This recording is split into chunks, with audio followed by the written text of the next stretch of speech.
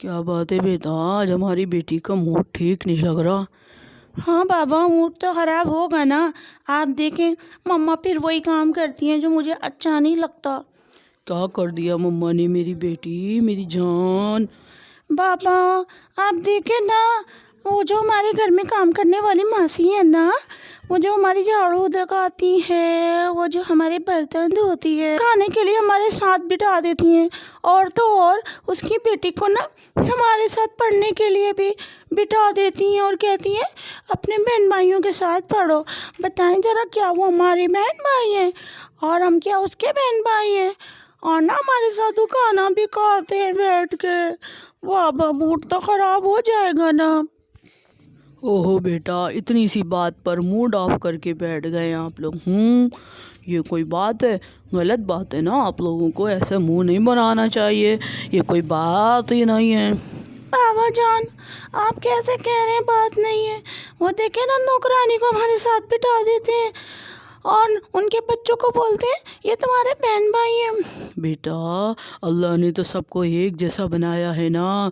सब मुसलमान आपस में भाई भाई हैं। क्या तुमने वो हदीस नहीं सुनी? कौन सी हदीस बाबा? रसूलुल्लाह सल्लल्लाहु अलैहि वसल्लम ने फरमाया है, अल मोमिन अखुल मोमिन।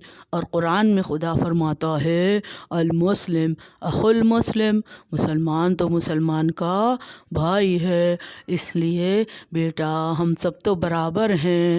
मगर पापा, वो लोग तो गरीब है, हम तो अमीर है, हमारे पास बहुत पैसा है। ओहो बेटा, इसका मतलब तो ये हुआ कि तुम्हारे दिल में अब तकब्बुर आ गया है ना? बाबा जान, ये तकब्बुर क्या होता है? बेटा, अपने आप को सबसे बड़ा समझना और दूसरों को अपने आप से छोटा समझना तकब्बुर कहलाता है। बेटा, पैसा तो आनी जानी चीज़ है ना। आज हमारे पास है, कल किसी के पास था, और कल आने वाले कल में ये पैसा किसी और के पास होगा। पैसे की बुनियाद पर अपने आप को बड़ा समझना तो गलत है ना।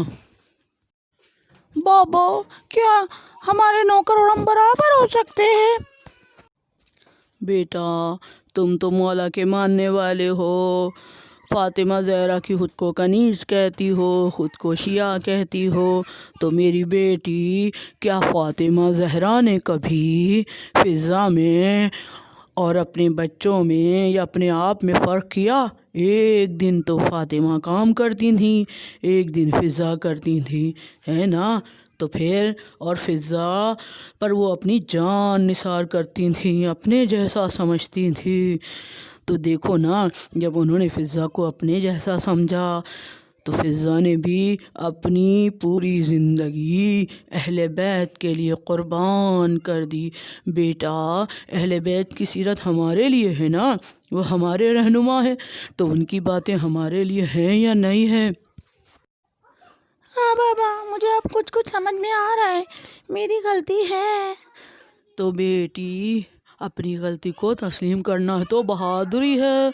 अब मेरी प्यारी बेटी, मैं तुम्हें एक बात बताता हूँ, मौला अली की एक हदीस सुनाता हूँ, गौर से सुनना।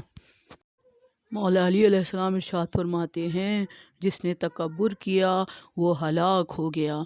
तो बेटा, तकब्बुर ना करो, ताकि कहीं ऐसा ना हो कि तुम जिसको छोटा समझ रही हो वो ही एक दिन इस काबिल हो जाए कि फिर तुम्हें अपने काम पर किए हुए पर शर्मिंदगी महसूस हो।